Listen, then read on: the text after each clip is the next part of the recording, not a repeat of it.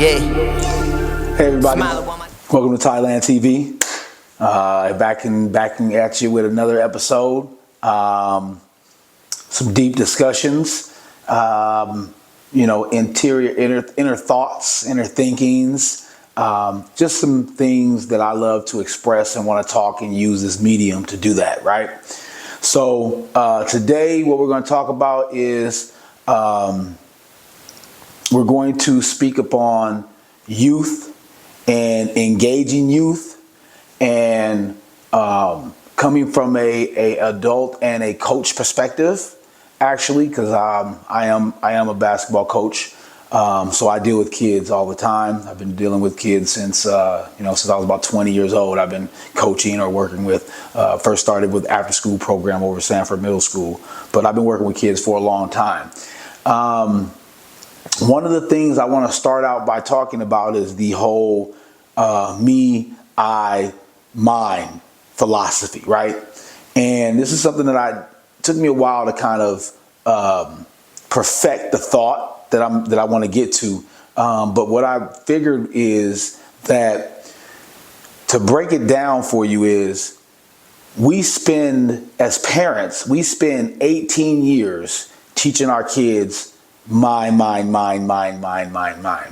And if you're real, that's one thing I need people to be at when they watch my videos. I need you to be real with yourself, right? Be honest with yourself. If you think about it. When a kid is a baby, right? They're learning what is theirs. They're learning mine, my rattle, my bottle, my toy, right? And in that essence, most of the time we don't stop them. Right? They keep growing up thinking mine, my room, my PlayStation, my phone, right? Even though you bought those things, right? Even though somebody else bought those things, even though somebody gave them those things, they're still thinking mine, right? So it's funny. I have an example. It's funny. I tell my girlfriend about this all the time.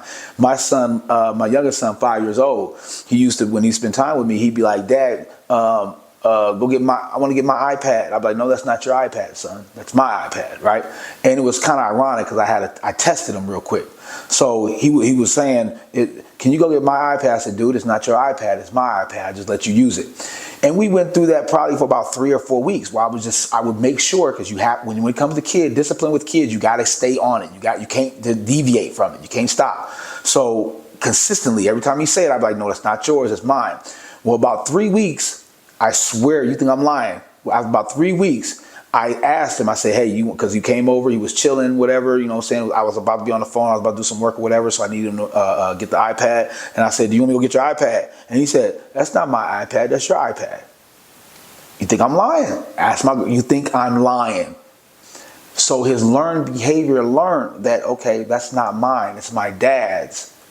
He just lets me use it. And the only reason why he learned that was because I kept saying it to him. I kept telling him that. So he's learning the value of possession, right? He's learning that in all actuality, that belongs to me. I just allow you to use it. And now when he gets older and learns to have something or purchase something or get something on his own in ownership, he'll learn the value of it, right? So the whole point of why we're bringing that, like I say, everything I say comes around in full circle, right? So the whole point of why I'm saying that is that as a coach, at the level that I coach at, when I get kids, they've spent 15, 16, 17 years of their lives thinking mine.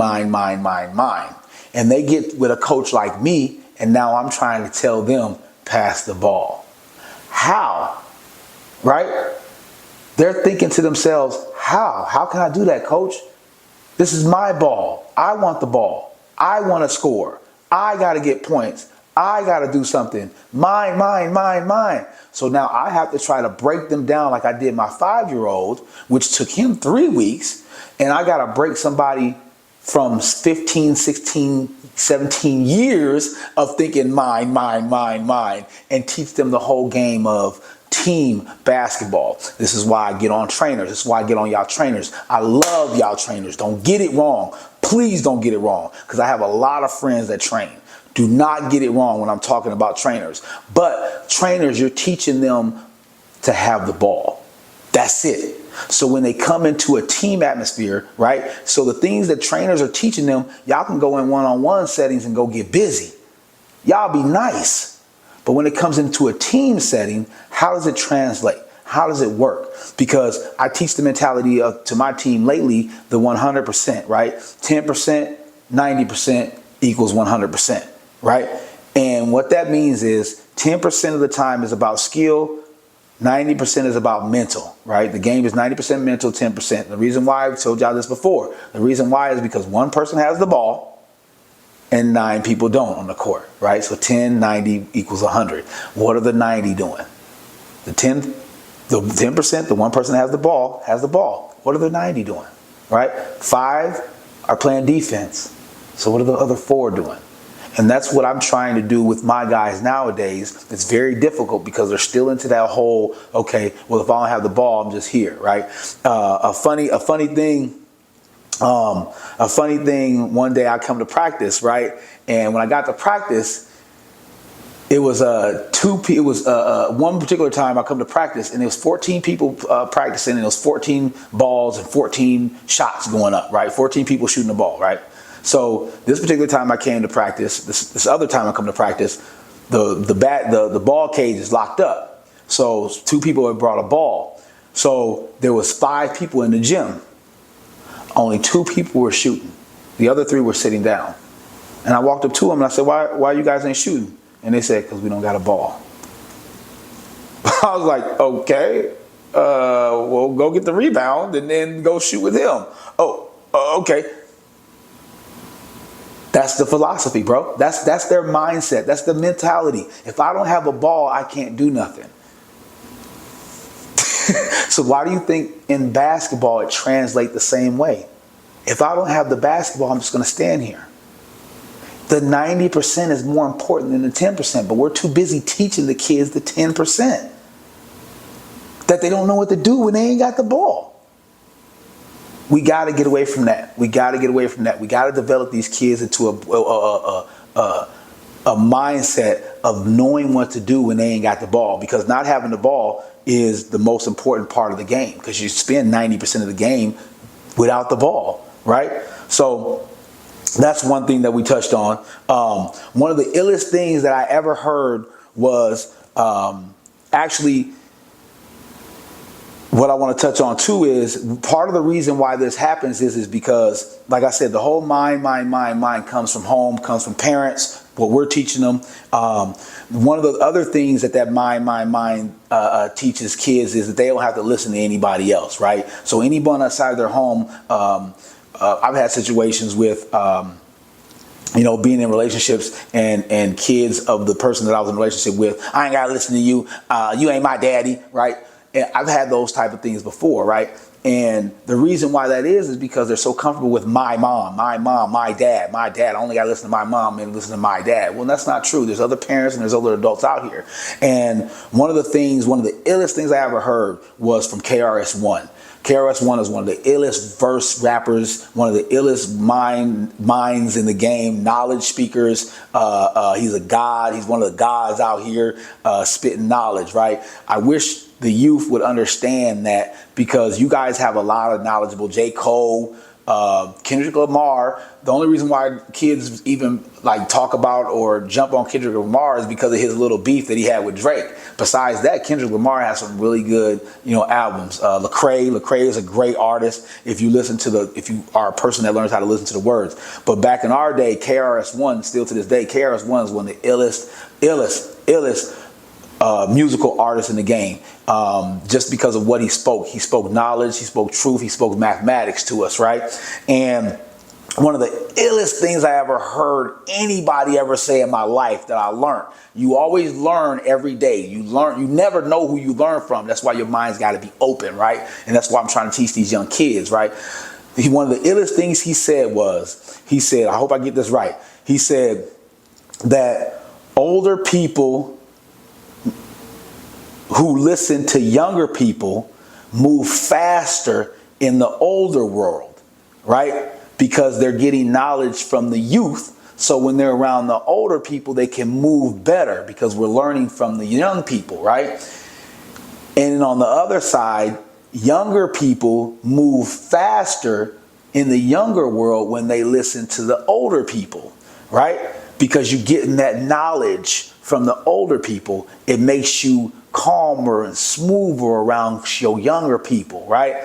The problem nowadays is that kids have been able to afford the ability not to listen to older people. So they're not moving faster around their younger people. They're moving the same. They're all moving the same. And I don't know about you, when people all move the same, it sounds like zombies to me, right? So we got to get away from that. We got to teach these kids it's okay to listen to somebody else. It's okay to listen to other people, because you're going to get your knowledge from everyone. You get a little bit of here, like I was talking about the other day.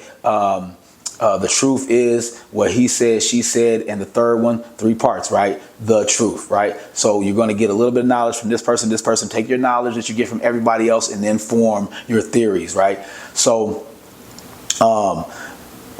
one thing that makes me do what I do for kids, and one thing that makes me stand up here and try to implement all these things that I'm saying and give all this words and wisdom and love to everyone, especially young people, The reason why I do it, especially for young people, is this is the reason right here, and I'm going to end on this. The reason why I do it specifically for young people and I coach is this is the reason why. First, 2 parts. First part is that I remember one time when I was about 35 years old, and you know, I hadn't been to the doctor in a while because I just moved to Minnesota, so I just gotten back into the workforce. So I hadn't been to the doctor in like 2 years or something, 2 or 3 years, right? So I went to go have a physical, right? So I signed up for a doctor, and when I looked, the doctor, there was like a whole bunch of young guys, and it was an older guy. So I picked the older guy, right? Because this is how I am. I'm weird like that, right? So when I picked my physical date, I went to go see my doctor. Apparently my doctor would have left out of town for emergency or whatever, I was skipping. So one of the younger guys had to come and see me, right? So the young guy comes in the office, and this dude, baby face. I mean, he ain't even had no facial hair, right? So he ain't had no facial hair. I'm like, this young dude, motherfucker, seeing me, right?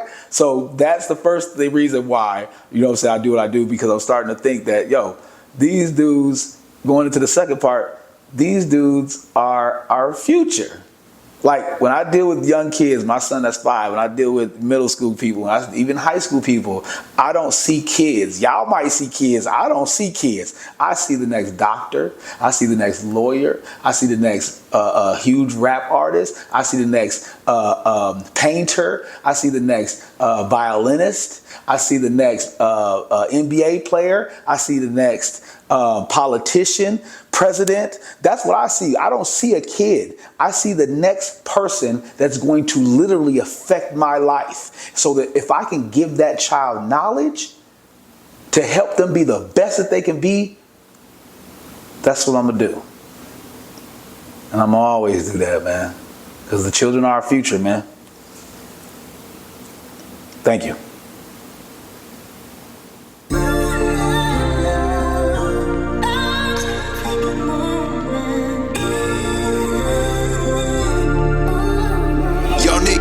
Make it slack. Man, put your life on the line for this. You don't deserve it.